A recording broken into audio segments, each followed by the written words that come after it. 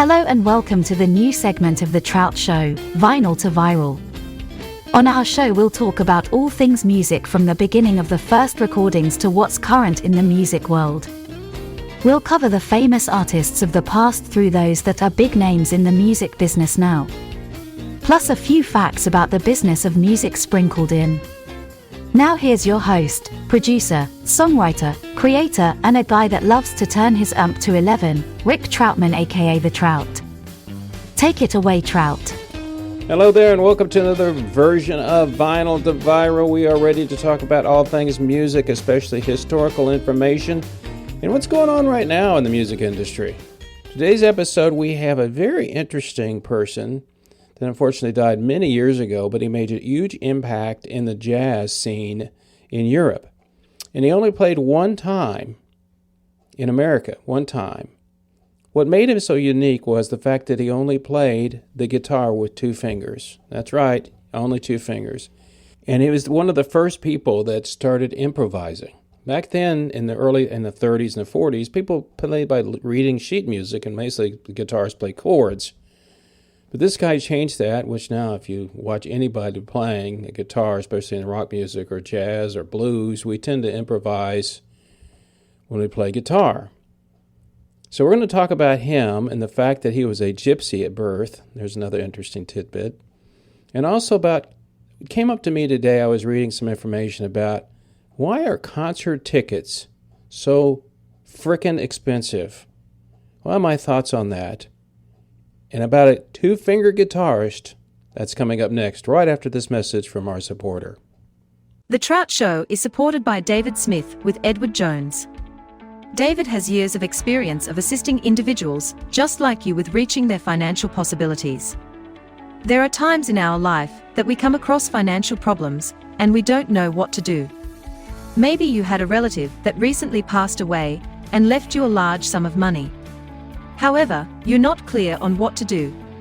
If you live in the continental United States, I suggest you contact David Smith with Edward Jones at 469-372-1587. David can look at your situation and provide his expertise that he has been providing his clients for years. Don't tackle these situations by yourself. Contact David at 469-372-1587 to help you make decisions that are important to your financial situation. That's David Smith with Edward Jones at 469-372-1587.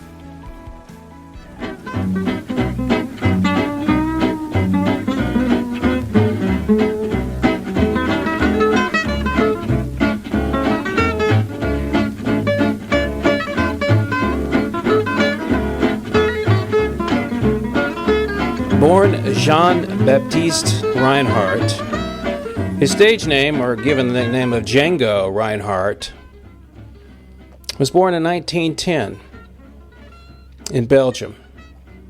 He was born in a gypsy camp. He was considered a Romanian gypsy. And he made his mark on what they called gypsy jazz back in the 30s and 40s. Now, Reinhardt had no formal training. And he created a music style in the 30s and 40s, like I said, which was dubbed gypsy jazz. His playing was at times joyous, fierce, and lyrical, and his intensity was such that one of the few European musicians to exert a serious influence on the American art form of jazz. And still now, all these years later, we still listen to Django to get his style because he did something that was unique at the time, and that was to improvise. Most guitarists at the time played chords while they read the music. And Django figured out, I'm going to do something different, and that's where he came up with the improvisation.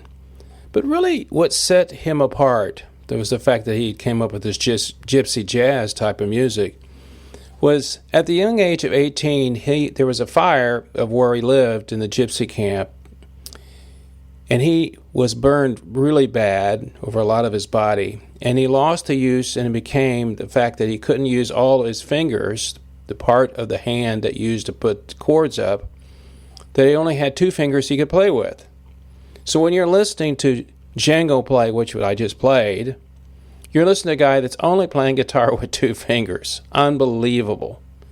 And it was Now, years later, people still listen to him as an influence. Myself, since I've been a guitarist for decades, is I knew about Django from listening to other people talk about Django. I think it's important as a guitarist or any kind of musician that you study the people before you to see how you got where you are with something like the guitar. I was a big fan of Segovia, which is a classical, which may seem a little strange to you since I'm playing rock and blues, that I would study a guy that plays gypsy jazz and a guy that plays, classical music.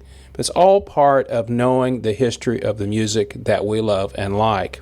Now, the word Django, which is spelled D-J-A-N-G-O, is actually Romanian for I awake.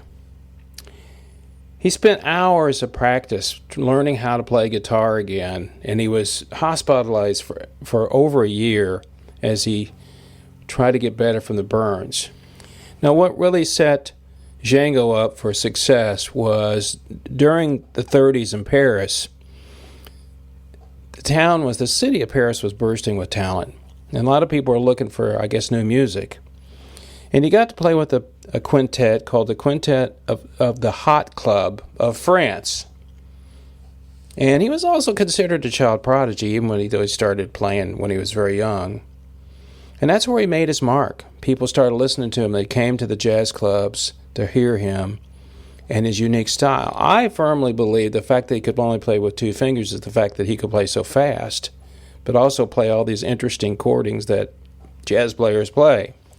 Now, after the 30s, Django hung around Paris when the war had the Germans occupying Paris. Now, Germans came to Paris to relax and have the old famous wine, women, and song. And he became a very famous jazz musician at the time. After the liberation of Paris, American musicians started showing up to play in the Paris jazz scene. And that's when Django became friends with people like the late, great John Lewis.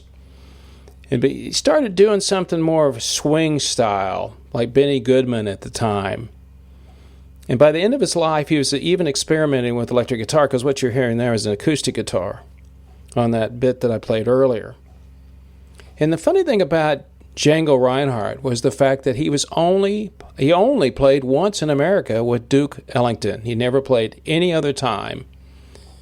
And so his legacy is the fact that Django Reinhardt changed the world of guitarists forever. He unfortunately passed away as of stroke in 1953, but his legend still lives. Django Reinhardt, the gypsy guitarist who only played with two fingers. Up next, why are concert tickets so frickin' expensive? Right after this. Elevate your music with expert metadata service with Nisco Music. If you're a composer, producer, or songwriter and you want music to be heard by individuals that purchase music for advertisements, television shows, movies, or just about every place that music is played, you'll need to provide metadata about your song. At Nisco Music, our experienced team will ensure your song has the necessary information for discoverability, especially in the area of sync licensing. Let us help you expand your music opportunities. Why wait? The world is waiting for your music. Visit us today at nizcomusic.com. That's Nisco Music. nizcomusic.com.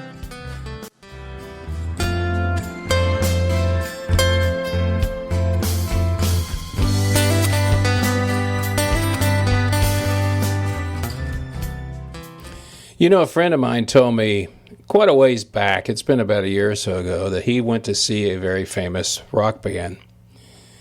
Been around a long time, the Eagles. I'm sure you all know who that is. And he told me, I said, well, gosh, how much were the tickets? And he said, well, they were $300 a piece. And he said, we were not even close to the stage. And I saw something on X this morning about why are the tickets so expensive at concerts anymore? Well, I think, this is my opinion, but some of this is true, but my opinion is the fact a lot of it's changed once streaming came about, and the fact that artists don't make as much money now because they don't sell records anymore. The only people who are making money on streaming services is streaming services. Let me give you a little insight on how the music business has changed for artists. 30 years ago or 40 years ago, an artist might make, some artists were well known, were making as much as $1 a record, an album. So if you sold an album, the artist made $1. Well, if you sold 1 million records, well, it doesn't take a rocket scientist to figure out how much money you made. So if you sold 4 or 5 million records, you made $4 or $5 million, plus going on tour and everything else with it. Artists got paid a lot of money. But when streaming started, that all changed dramatically. Now, as an artist myself, a streaming artist, if I have 1 million streams, if people listen to my music 1 million times, I may make $3,000 based on what streaming service they used. It's a far cry from $1 million that I would have got 30 or 40 years ago. But I guess there's other things that come into it too. People, I think, also production costs have gone up. I mean, when you go and fill up your tank with gas, it costs more money, costs the production companies more. But I also believe that a lot of these artists, and we could talk about Taylor Swift. We all know she made a tremendous amount of money, over $1 billion, I think, on her tour in 24 and in 25. But her production costs were millions of dollars. People are expecting more, I think, more and more extravagant, displays when they go up there. It all comes down to, folks, the same thing we always know. A band is a band, a singer is a singer, it's all the other extra stuff that we like seeing. So that costs a lot of money, and therefore they're going to pass that on to you to buy tickets. Now, when I saw Jimi Hendrix many years ago, the price for my best ticket in-house was $6. Now, obviously, inflation's changed that a lot.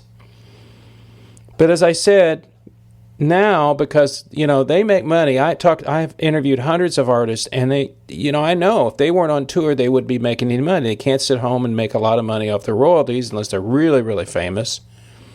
They make money off concerts and merchandise when you go there. And if you notice the last few years where famous artists are selling their catalogs for hundreds of millions of dollars, that's why they're doing it. But a new artist, they got to fight that same battle. Also, ticket prices have gone up. The fees they charge on them, they're ridiculous. Venue costs have gone up. So you can see it's just a kind of a bad thing for everybody. Overall, concert ticket pricing is complex interplay of all these factors. And I guess as consumers of music, we will continue to pay the ridiculous prices that artists require. Don't see anything changing in the near future.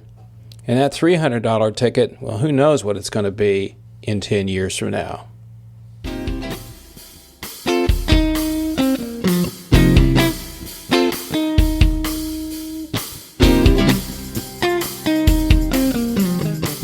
Well, that's it for this episode of the Trout Show Vinyl to Viral podcast. I'm so glad you stopped by. I want to thank David Smith with Edward Jones for coming out and continuing to support our show.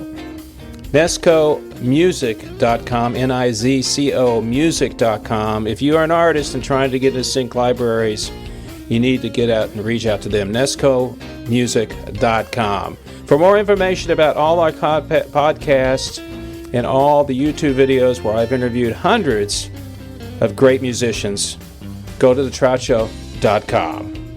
Until the next time, people, you know what I always say. It's only rock and roll. But I love it. See ya!